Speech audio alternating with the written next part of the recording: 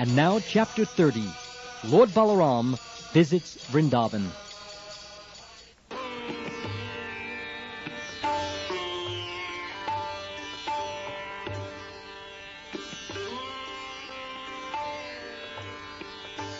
Lord Balaram became very anxious to see his father and mother, Maharaj Nanda and Yashoda. Therefore, with great enthusiasm, he started on a chariot for Vrindavan. The inhabitants of Vrindavan had been anxious to see Krishna and Balaram for a very long time. When Lord Balaram returned to Vrindavan, all the cowherd boys and the Gopis had grown up. But still, on his arrival, they all embraced him, and Balaram embraced them in reciprocation. After this, he came before Maharaj Nanda and Yashoda and offered his respectful obeisances. In response, Mother Yashoda and Nanda Maharaj offered their blessings unto him. They addressed him as Jagadishvara, or the Lord of the universe, who maintains everyone. The reason for this was that both Krishna and Balaram maintain all living entities, and yet Nanda and Yashoda were put into such difficulties on account of their absence. Feeling like this, they embraced Balaram, and seating him on their laps, began their perpetual crying, wetting Balaram with their tears. Lord Balaram then offered his respectful obeisances to the elderly cowherd men, and accepted the obeisances of the younger cowherd men. Thus, according to their different ages and relationships, Lord Balaram exchanged feelings of friendship with them. He shook hands with those who were his equals in age and friendship, and with loud laughing embraced each one of them.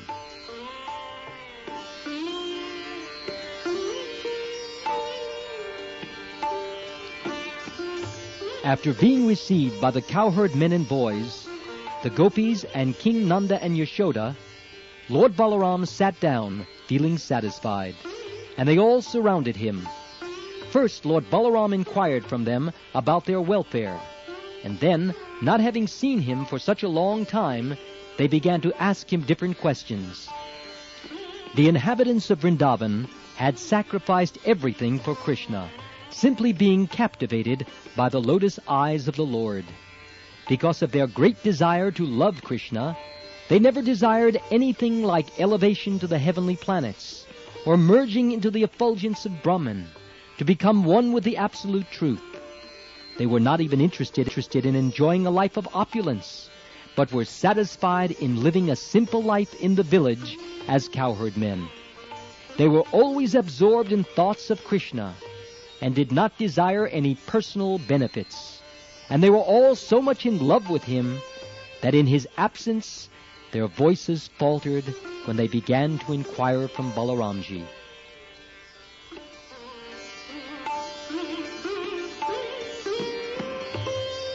First Nanda Maharaj and Yashoda Mai inquired, "My dear Balaram, are our friends like Vasudev and others in the family doing well? Now you and Krishna are grown-up, married men with children. In the happiness of family life, do you sometimes remember your poor father and mother, Nanda Maharaj and Yashoda Devi? It is very good news that the most sinful King Kamsa has been killed by you, and that our friends like Vasudev and the others who had been harassed have now been relieved. It is also very good news that both you and Krishna defeated Jarasandha and Kalayavan, who is now dead, and that you are now living in a fortified residence in Dwarka."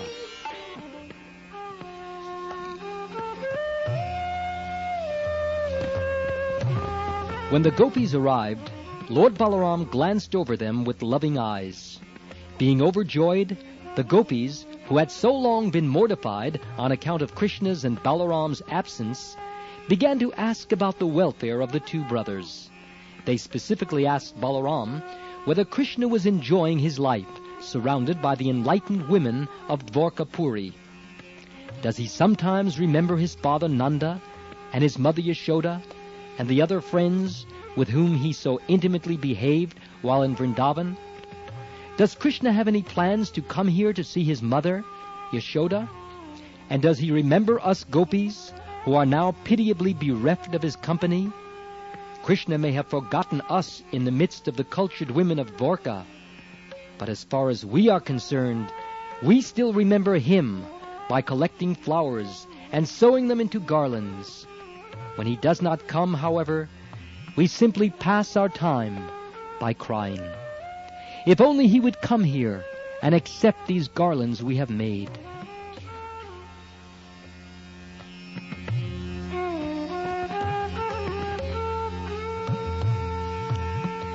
Dear Lord Balaram, descendant of Dasharha, you know that we would give up everything for Krishna's friendship.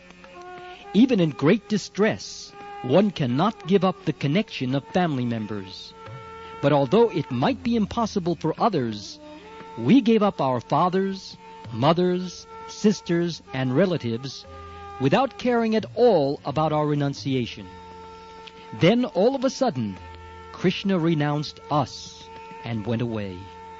He broke off our intimate relationship without serious consideration and left for a foreign country. But he was so clever and cunning that he manufactured very nice words. He said, "My dear gopis, please do not worry. The service you have rendered me is impossible for me to repay. After all, we are women, so how could we disbelieve him? Now we can understand that his sweet words were simply for cheating us."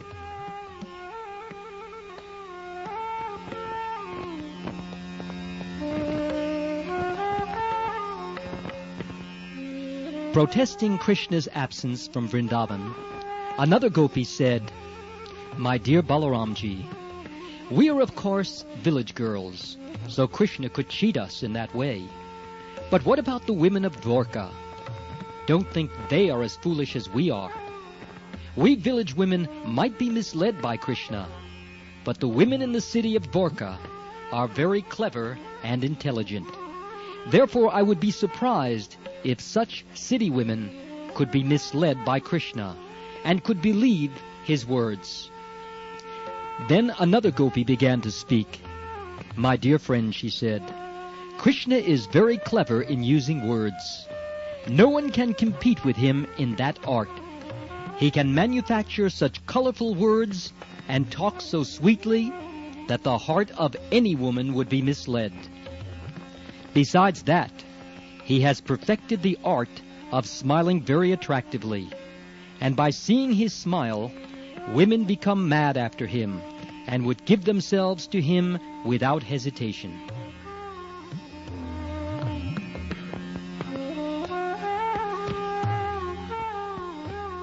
Another gopi, after hearing this, said, "My dear friends, what is the use of talking about Krishna? If you are at all interested in passing time by talking, let us talk on some subject other than him. If cruel Krishna can pass his time without us, why can't we pass our time without Krishna? Of course, Krishna is passing his days without us very happily, but we cannot pass our days happily without him." When the gopis were talking in this way, their feelings for Krishna became more and more intense, and they were experiencing Krishna's smiling, Krishna's words of love, Krishna's attractive features, Krishna's characteristics, and Krishna's embraces. By the force of their ecstatic feelings, it appeared to them that Krishna was personally present and dancing before them. Because of their sweet remembrance of Krishna, they could not check their tears, and they began to cry without consideration.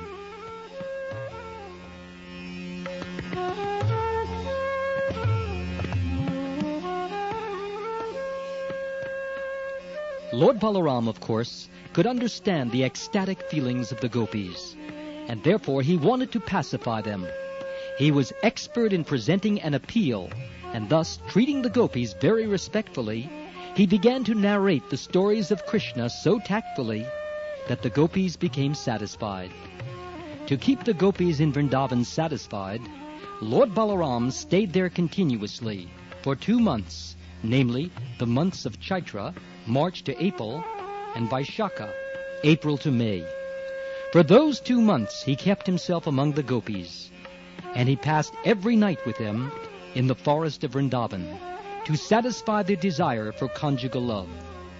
Thus Balaram also enjoyed the Ras dance with the Gopis during those 2 months. Since the season was springtime, the breeze on the bank of the Yamuna was blowing very mildly, carrying the aroma of different flowers, especially the flower known as Komudi. Moonlight filled the sky and spread everywhere, and thus the banks of the Yamuna appeared very bright and pleasing, and Lord Balaram enjoyed the company of the Gopis there.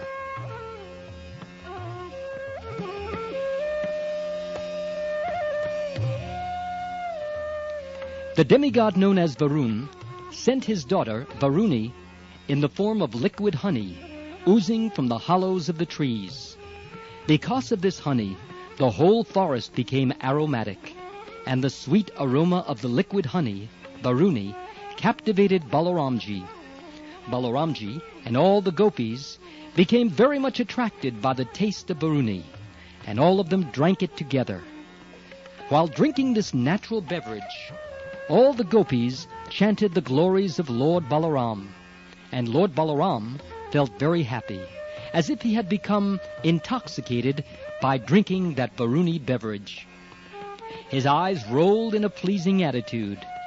He was decorated with long garlands of forest flowers, and the whole situation appeared to be a great function of happiness because of this transcendental bliss. Lord Balaram smiled beautifully, and the drops of perspiration decorating his face appeared like soothing morning dew.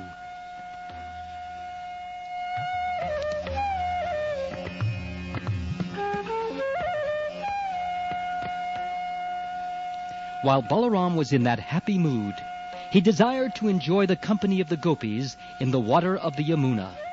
Therefore he called Yamuna to come nearby. But Yamuna neglected the order of Balaramji, considering him intoxicated. Lord Balaram became very much displeased at Yamuna's neglecting his order.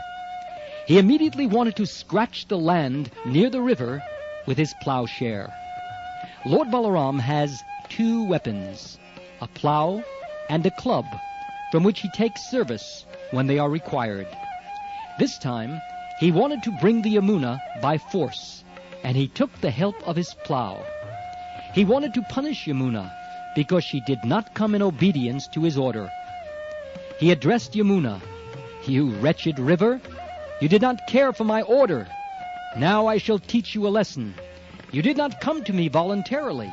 Now with the help of my plow, I shall force you to come. I shall divide you into hundreds of scattered streams."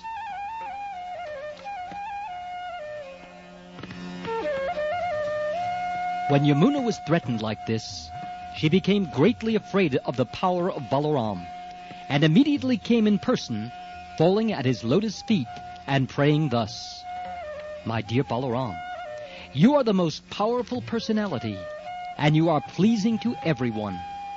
Unfortunately, I forgot your glorious, exalted position, but now I have come to my senses, and I remember that you hold all the planetary systems on your head, merely by your partial expansion as Shesha. You are the sustainer of the whole universe.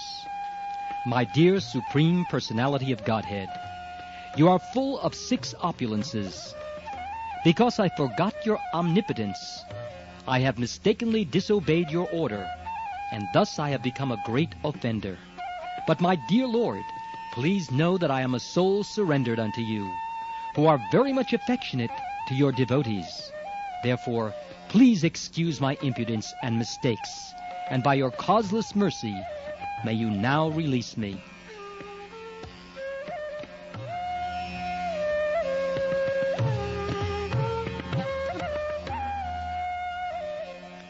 Upon displaying this submissive attitude, Yamuna was forgiven, and when she came nearby, Lord Balaram wanted to enjoy the pleasure of swimming in her water, along with the Gopis, in the same way that an elephant enjoys himself along with his many she-elephants.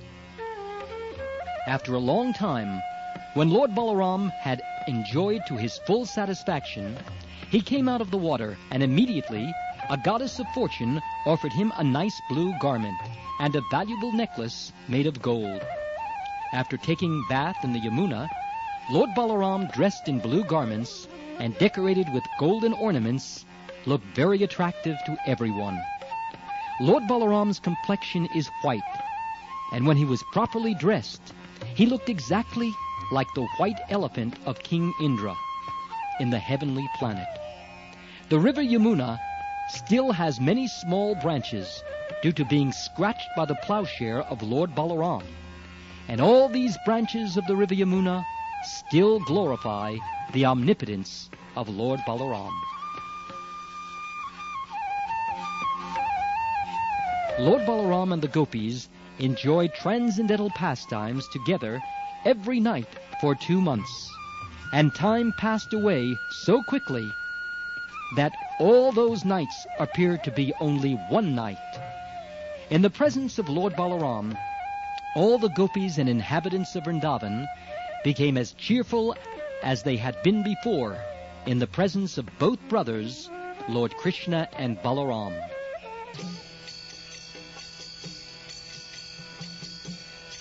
Thus ends the Bhaktivedanta purport of the second volume, 30th chapter of Krishna, Lord Balaram visits Vrindavan.